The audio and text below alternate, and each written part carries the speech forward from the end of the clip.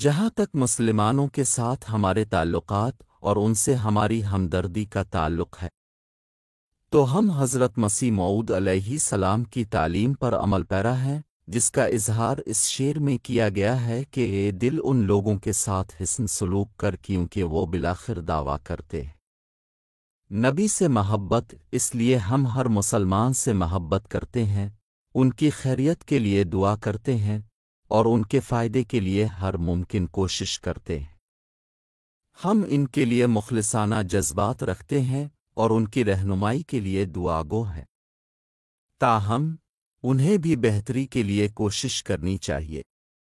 حضرت مسیح موعود علیہ السلام کو حضور صلی اللہ علیہ وسلم کے سچے خادم کافر قرار دینے کے بجائے ان کے پیغام کو سننے اور سمجھنے کی کوشش کرنی چاہیے۔ انہیں جلد بازی میں کفر کے فتوے نہیں لگانے چاہئیں۔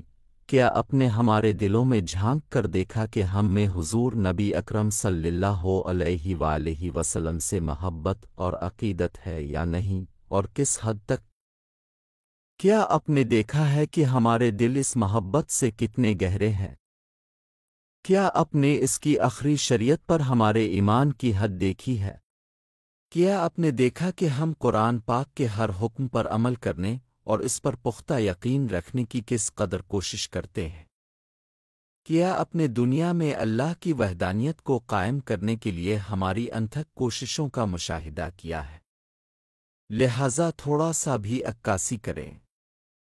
اللہ تعالی مسلمانوں کو عقل عطا فرمائے کہ وہ اس طرح سوچیں اور ہمیں اپنے ہر عمل سے نبی کریم صلی اللہ علیہ وسلم سے محبت کے دعوے کو ثابت کرنے کی توفیق عطا فرمائے۔ آمین۔